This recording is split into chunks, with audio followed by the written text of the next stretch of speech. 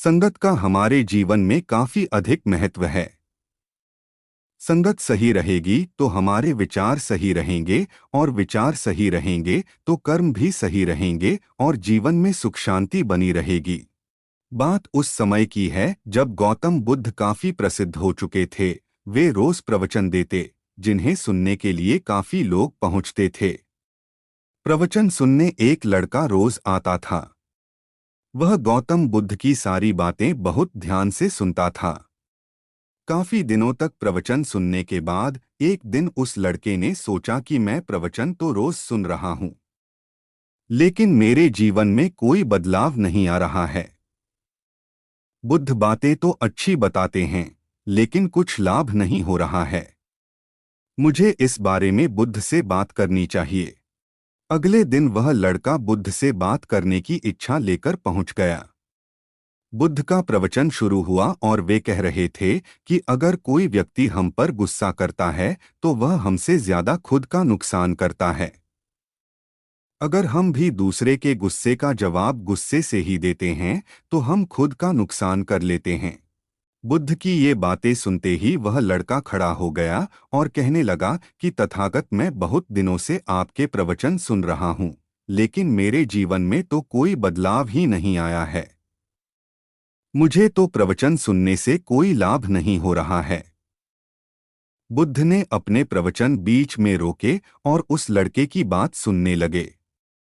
जब वह लड़का चुप हो गया तो बुद्ध ने उससे पूछा कि तुम कहाँ रहते हो। लड़का बोला कि मैं श्रावस्ती में रहता हूँ।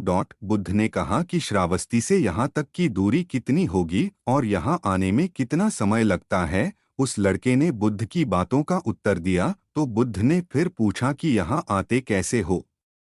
उसने बताया कि मैं कभी पैदल आता हूँ, कभी सवारी का कोई साधन मिल जाता है तो उससे आ जाता हूँ। बुद्ध ने फिर एक नया प्रश्न पूछ लिया कि क्या तुम यहाँ बैठे बैठे अपने घर पहुँच सकते हो। ये प्रश्न सुनकर वह लड़का और वहाँ बैठे सभी लोग हैरान हो गए। लड़के ने कहा कि ये कैसे संभव है, मैं बैठे बैठे कहीं और नहीं पहुँच सकता। इसके लिए तो मुझे ही चलकर जाना होगा। बुद्ध ने कहा कि तुम्हारी बातों में ही तुम्हारे प्रश्नों का उत्तर है।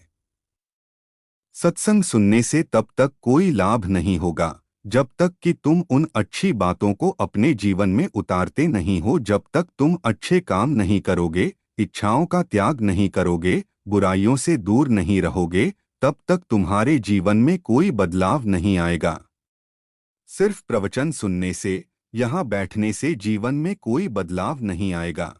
बुद्ध ने आगे कहा कि अगर तुम कोई अच्छा करना चाहते हो तो उसके लिए तुम्हें प्रयास करना होंगे, विचार करने से काम नहीं होगा। सत्संग में तुम्हें सही गलत बातों की जानकारी मिलती है, लेकिन उन्हें अपने जीवन में किस तरह उतारना है ये तो तुम्हें ही तय करना होगा। तुम्हें प्रयास करने होंगे, तभी जीवन में सुख शांति और सफलता आएगी। सत्संग करते रहने से हमारी बुद्धि पवित्र रहती है और हमारा मन गलत बातों से बचा रहता है। अगर हम सत्संग नहीं करेंगे तो हमारे विचार भटक सकते हैं। इसलिए अच्छी किताबें पढ़नी चाहिए, अच्छे लोगों की संगत में रहना चाहिए। नमो बुद्धाय।